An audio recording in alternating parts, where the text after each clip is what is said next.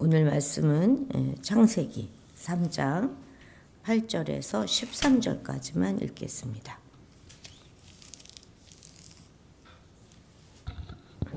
(8절에서) 13절입니다. 그들이 그날 바람이 불 때 동선에 거신시는 여호와 하나님의 소리를 듣고 아담과 그의 아내가 여호와 하나님의 낯을 피하여 동산 나무 사이에 숨은지라. 여호와 하나님이 아담을 부르시며 그에게 이르시되 내가 어디 있느냐. 이르되 내가 동산에서 하나님의 소리를 듣고 내가 벗었으므로 두려워하여 숨었나이다. 이르시되 누가 너의 벗었음을 내게 알렸느냐. 내가 내게 먹지 말라 명한 그 나무 열매를 내가 먹었느냐. 아담이 이르되 하나님이 주셔서 나와 함께 있게 하신 여자 그가 그 나무 열매를 내게 주므로 내가 먹었나이다. 여호와 하나님이 여자에게 이르시되 내가 어찌하여 이렇게 하였느냐. 여자가 이르되 뱀이 나를 꿰므로 내가 먹었나이다. 아멘. 우리가 창세기를 좀 꼼꼼히 읽어보면 1장하고 그 후에 나오는 2장, 3장 그 후에 나오는 하나님을 부르는 호칭이 달라진 것을 우리가 알 수 있습니다. 1장에서는 말 그대로 하나님이에요. 하나님이 천지를 창조하시고 하나님입니다. 이거는 이제 원어럼 엘로힘 이렇게 말하는 것으로 전능하신 하나님을 가리키는 거예요. 전능하신 하나님. 온 우주와 인간을 창조하신 전능하신 하나님입니다. 크신 하나님. 그러나 멀리 계신 하나님이죠.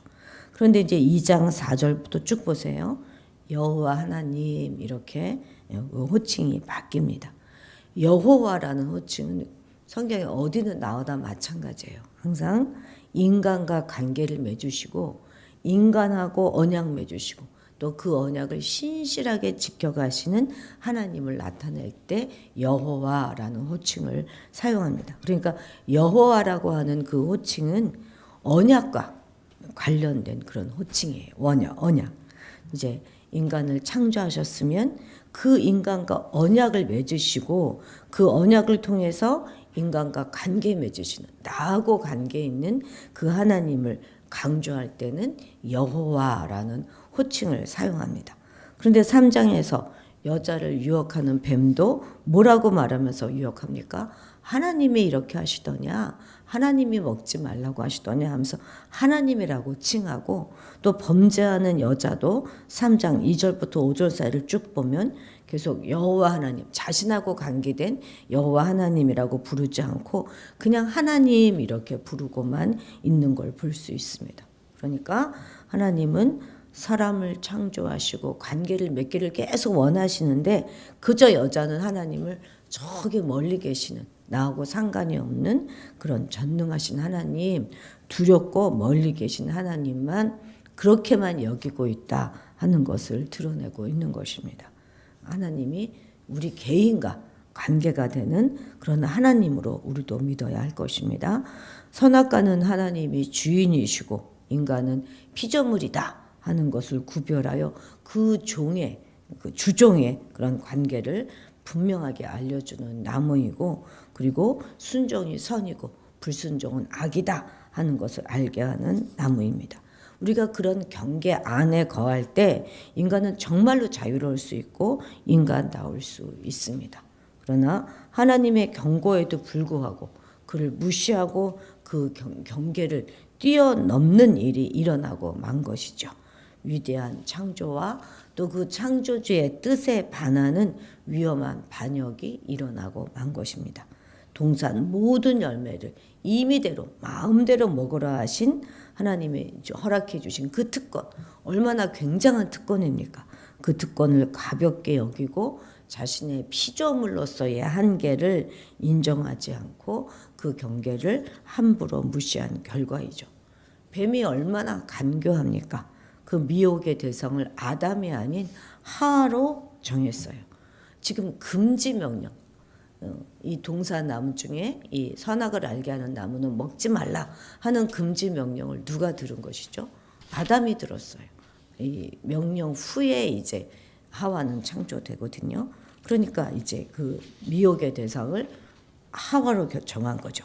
그리고 하나님에 대한 칭호도 여호와가 아닌 그냥 하나님으로, 또 모든 것이 다 금지 대상인 양 싹 부각시키면서 허용된 자유의 가치보다는 한계의 문제에 더욱더 집중하도록 유도하고 있지 않습니까?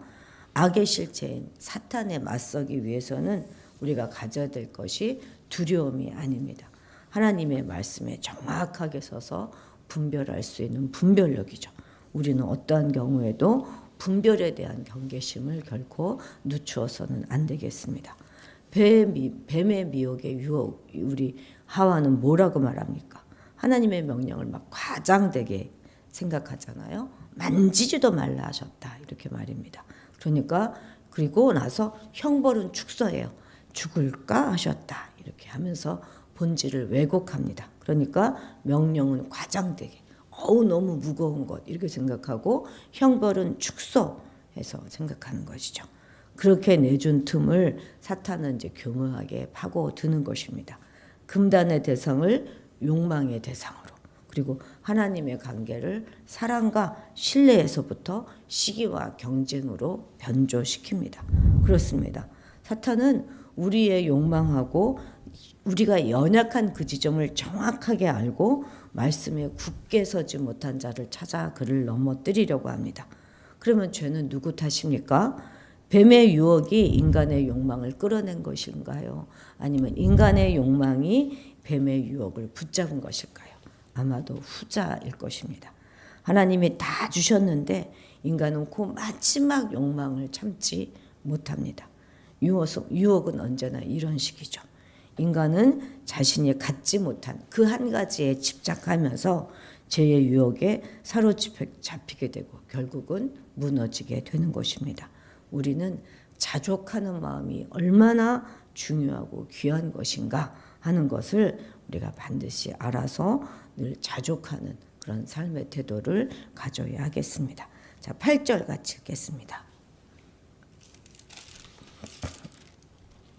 그들이 그날 바람이 불 때 동산에 거니시는 여호와 하나님의 소리를 듣고 아담과 그의 아내가 여호와 하나님의 낯을 피하여 동산 나무 사이에 숨은지라. 성경에 분명한 기록은 없습니다만 요 이전에는 하나님의 음성에 막 기쁨으로 응답하면서 생명의 근원 되시는 하나님과 아주 친밀한 그런 교제를 나눔으로써 아주 풍성한 생명을 누리며 살았을 것입니다. 그런데 범죄한 이후에는 이렇게 하나님의 음성을 듣고 그 낯을 피하여 숨어야 되는 그런 처지로 전락하고 만 것이죠. 그런데 왜 이렇게 이들은 숨어야만 했겠습니까? 그것은 죄인은 결코 하나님께로 나아갈 수 없기 때문입니다. 그들은 범죄에 대한 깊은 죄의식과 하나님의 그 심판에 대한 두려움 때문에 하나님의 낯을 피하여 숨을 수밖에 없었던 것이죠. 거의 본능적으로, 누가 알려주지 않아도 본능적으로 숨었어요. 하나님께서는 죄를 용납하시지 않는 공의로운 분이시라는 사실을 거의 본능적으로 알았기 때문입니다. 그런데 죄인이 하나님의 낯을 피하여 숨을 수 있는 곳이 있겠습니까? 결코 그럴 것은 없는 것이죠. 여호와의 눈은 어디서든지 악인과 선인을 감찰하신다, 이렇게 잠언에서 말하고 있지 않습니까? 감히 충만하고 무소부재하시고 온 세상 가운데 편만히 거하시는 하나님의 낯을 우리가 피하여 숨을 곳이 있겠습니까? 실로 인간은 하나님의 낯을 피하여 숨을 곳이 없습니다. 보십시오. 하나님은 나무 사이에 숨은 이 아담의 부부를 찾아내셨지 않았습니까? 하나님은 하나님의 말씀에 불순종하고 하나님의 낯을 피하여 다시스로 도망가던 중에 배 밑창 가운데 숨었던 요나조차도 찾아내어서 바다에 던지셨어요. 이처럼 하나님은 범죄한 자를 반드시 찾아내어서 그에 합당한 형벌을 받게 하십니다. 그렇기 때문에 우리는 죄를 짓고는 하나님의 낯을 피할 수 있다, 이렇게 생각해서는 절대로 안 되는 것이죠.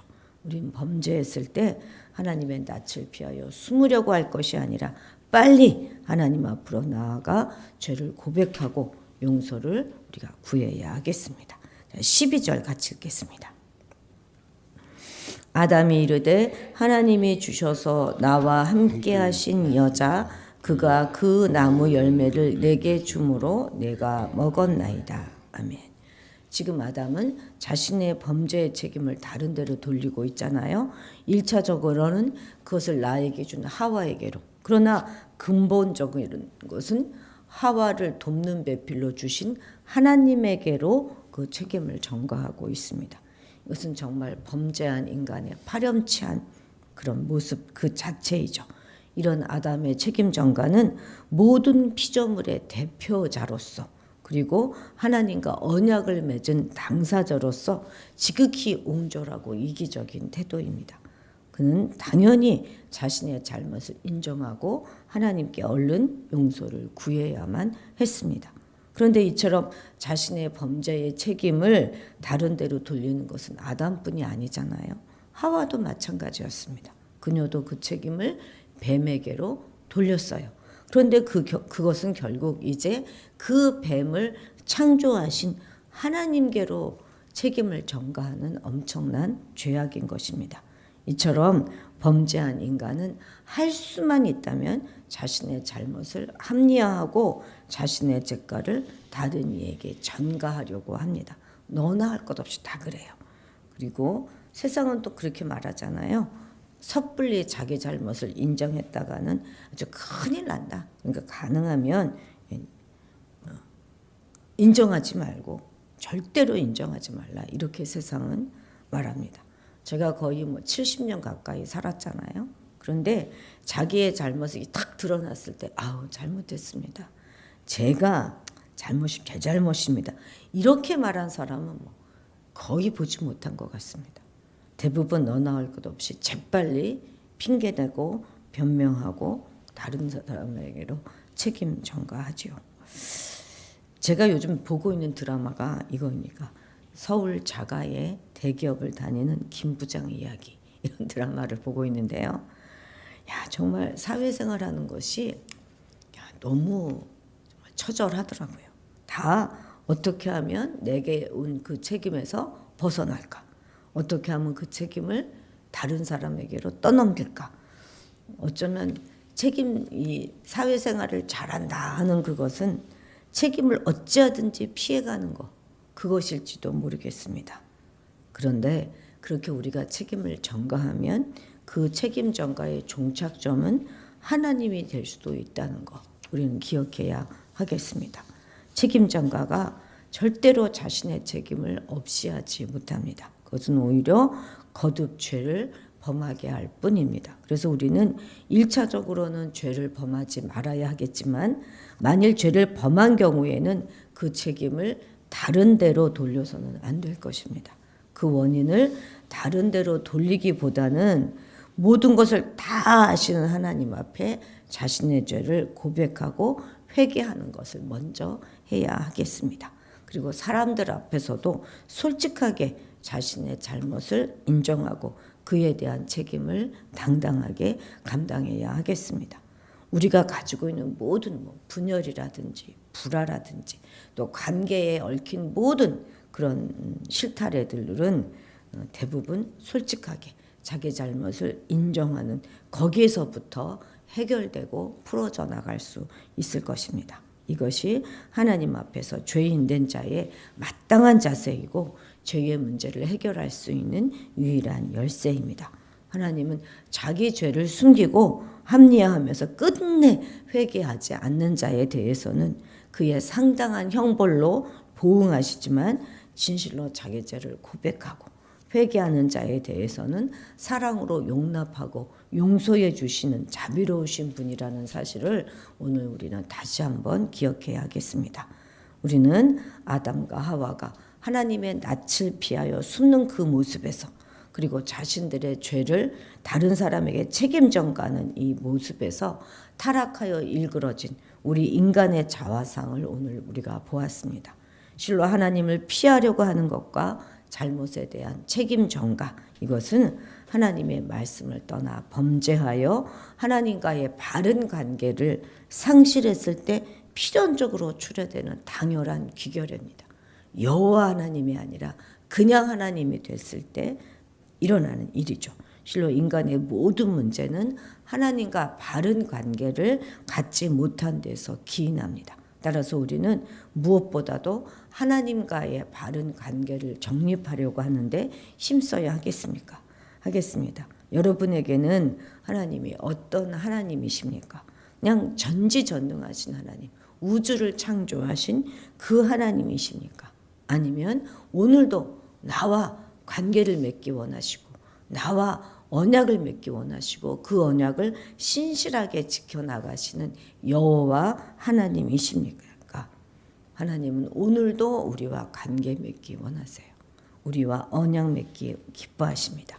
그리고 그 언약을 신실하게 지켜가시는 분이시라는 그 사실에 대하여 흔들림 없는 믿음을 가지고 살아가시기 바랍니다. 그래서 하나님의 말씀을 우리 삶의 척도로 삼고 그것에 순종하며 자족하는 하루를 사시기를 주님의 이름으로 축복합니다. 기도하시겠습니다.